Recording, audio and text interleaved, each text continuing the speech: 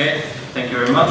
My name is Jan Schulte. I'm working for Kongsberg Satellite Services, or KSAT in short. I will present our new ground station network called KSAT Lite, which is a ground station network specifically designed for supporting CubeSats and small satellites in general. A few words about KSAT. We're the world's largest ground station service provider, currently supporting approximately 15,000 to 16,000 satellite passes every month.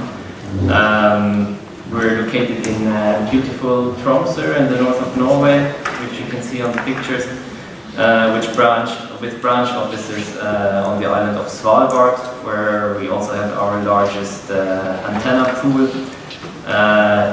Oslo and Stockholm, where I am located. In total, we operate 9 ground station facilities all over the world, including ground stations in Antarctica and in the Arctic regions. So, we all know, or at least everybody who's sitting here knows, that satellite industry has gone through a rapid change in recent years with an accelerated move towards low-cost space systems. This was triggered by technology advances which allowed to design payloads and satellite electronics in general in much smaller form factor. Emerging commercial applications for small satellites also reduced the governmental budgets, and new spacefaring nations which use CubeSats basically as a way to be part of the space community.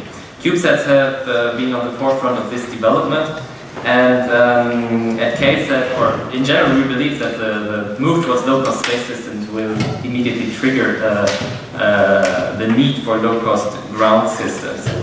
And this is what KSAT Lite shall respond to, and we see that this is actually happening in the market. We see more and more CubeSat and small satellite operators requiring ground station services with high reliability, with powerful ground stations at a reasonable cost. So to understand which concepts for ground stations are currently commonly used, we did a kind of analysis and identified 3 different approaches which are currently used very frequently. There's on the one, what we call the local do-it-yourself approach. We have heard about this a few times during previous presentations, where a CubeSat operator purchases and installs a low-cost antenna system, very often at the operator's facility, on the roof, for example. This approach makes very much sense for very many of the CubeSat missions. For example, university satellites, technology demonstration missions, where not that frequent data access maybe is required. The next one is what we call the global do-it-yourself approach, where a CubeSat operator installs and operates multiple antennas at several locations around the globe. We see this approach being used actually by some of the commercial players, especially in the US, where Earth observation missions or CubeSat constellations require very frequent data access and near real-time data access to the satellite. So a typical example are Earth observation missions. The third concept is the service provider approach, where a CubeSat operator buys capacity on an existing ground station network. The antennas of that network are owned and operated and maintained by a service provider. And this has traditionally been the standard solution of procuring or designing the ground segment for large satellites, traditional space, but we don't see it currently as a common way of designing the ground segment for CubeSat missions. Which is interesting, because when we look at the cost of it and compare these 3 approaches, we see that there are some characteristics of the service provider approach which should be attractive to CubeSat missions, such as low or no initial investment, because there's no need to install and implement an antenna site. Through service provider, the user usually has access to the most desirable locations on the globe, which means there are more visible passes available. There's usually a backup available, both geographic backup on a different site, as well as maybe a second antenna at the same site. And also an important point for small satellite missions is that the financial risk in case of mission failures or standby phases is rather low, because service providers can offer some kind of hibernation phases during startup of missions where a lower service volume is offered at a reduced cost. So why hasn't it been used yet? Yeah, the answer is easy, because the price per pass has just been too expensive, and which was not affordable for many of the CubeSat operators.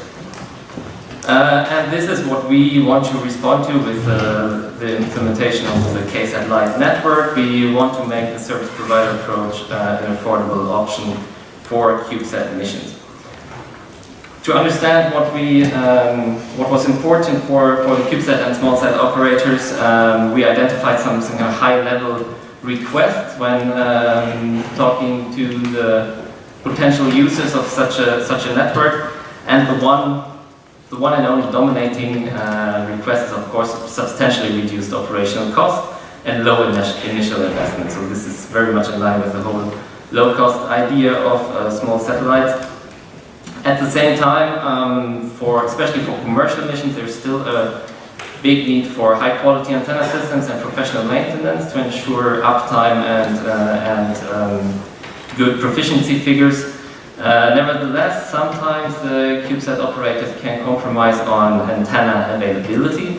This means in turn that KSAT as a service provider can serve more users from the same antenna systems, because in case of conflict, for example, or a conflict between two users or two satellites is not that critical anymore, because we promise a lower service level agreement, which again reduces cost.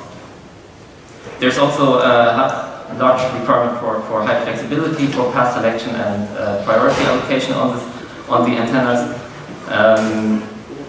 The last point is that we have heard that previously, due to the limited power on small satellites, there's usually lower RF performance on smaller satellites, which would require higher RF performance on the ground. That request is clearly conflicting directly with the need for reduced costs. So to solve this equation, we had to do some kind of compromise, in fact, with how we would design the KSAT Lite network to respond to these requests in the best way. So what we came up with is the main ways to reduce operational cost is to use small antennas, which means it's a lower initial investment for us, which means we can offer the passes at a lower cost. We introduce automated operation and pass booking schemes, so we reduce the involvement of personnel as much as possible, which also reduces cost. And we provide a single standardized interface from the antenna to the back-end equipment instead of needing to tailor that interface in a different way for every mission. KSAT owns and operates antennas, which satisfies the request for low initial investment. We usually use the antennas in a multi-mission configuration, which means that from each antenna we support a variety of customers and a variety of different satellite missions. One important aspect here is also that the KSAT Lite network benefits from existing infrastructure at KSAT sites, so we collocate these small antennas with existing, at the same sites as we have already existing antennas, which means we have synergies when it comes to site infrastructure, such as power provision, communication lines, and so on. We offer standardized service level agreements with varying degrees of priority access. Here also the same thought is that we don't need to tailor basically the solution to every mission, but we want to standardize it to be able to reduce the cost. We can easily provide backup through other antennas in the same network, and at the same time we still aim for high proficiency on these antennas through a maintenance scheme which we also apply at large antennas for large satellite operators. The flexible pass booking is achieved by a web-based antenna pass schedule, which can also be integrated for machine-to-machine scheduling. I'll have some more details on that on one of the later slides. A few words on the technical details of the KSAT light antennas that we're implementing. So we have concluded that 3.7 meter diameter dish is a good compromise. Still, yeah, having a rather good G over T number for the exponent you see, for example, it's around 27 dBk. We also have UHF antennas available with limited capacity. We believe that especially the commercial CubeSat applications will move towards S and X band. The standardized interfaces that we supply to the backend equipped is 720 MHz intermediate frequency. The users can host their own backend equipment at the KSAT sites, so we don't necessarily require that there's an expensive Cortex backend equipment used. So we know that a lot of small satellite operators have developed their own backend equipment, and we offer basically rack space for this equipment at our sites. We offer flexible booking routines which are open until very shortly before the pass will take place, which is also a difference towards, let's say, traditional ground station operations from a service provider. In the future, we also think that Ka band will come up as an operational downlink on small satellites, and we plan to integrate Ka band support in this network. Here you see the KSAT Lite scheduler. So it's a web-based tool where the satellite owner can log in and directly sees its satellites. There's a TLE database behind it where we basically show which passes on the different antennas in our network are available, and the user can directly go in and see which passes at which sites are available and book them. And this is open until very shortly before the pass will take place.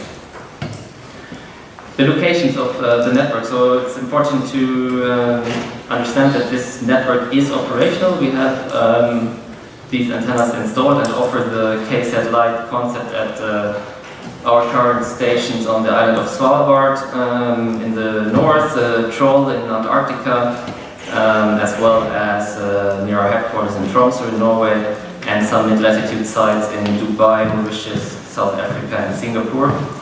And we have some other sites in mind that we might extend the network to when and if users' missions require it. Before I finish, one last remark. So I would like to point out a partnership that KSAT has with Tyvek, where Tyvek is basically integrating the KSAT Lite network in its standard satellite offer to be able also to offer an integrated ground station approach. And we're very happy about this cooperation because it also shows us that we probably did the right design decisions, that commercial satellite providers are interested in this service. Yeah, thank you very much. Thank you very much.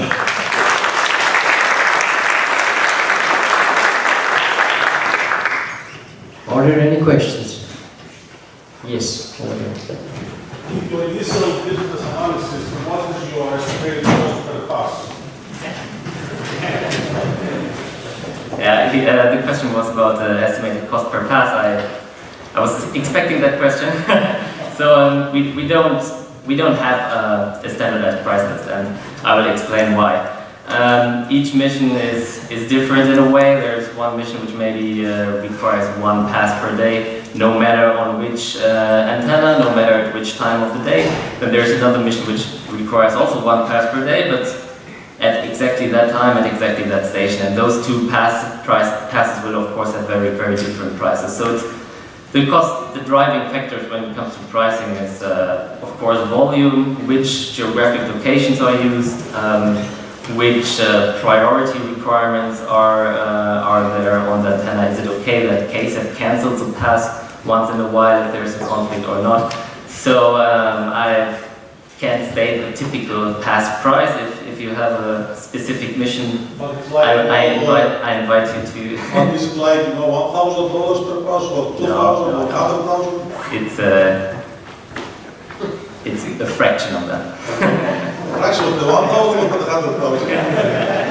Anyway, on the technical side, I have another question. And this is a good effort which standardizes the ground station, which is a big thing to have. And since we are working also with tieback, and one thing which I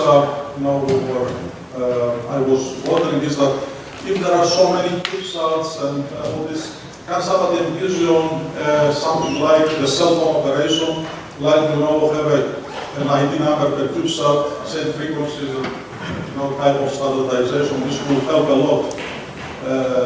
This whole operation communications with the CubeSat. So I would think such an approach would be very ultimately take advantage of all these cell phone developments so far, and also help to standardize and track many CubeSats. Do you think along these lines to help the standardization of communication?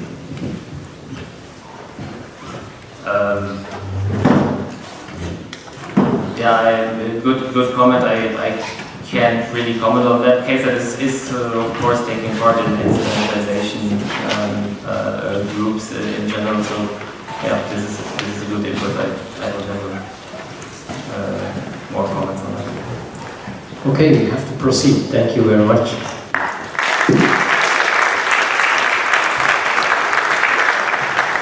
So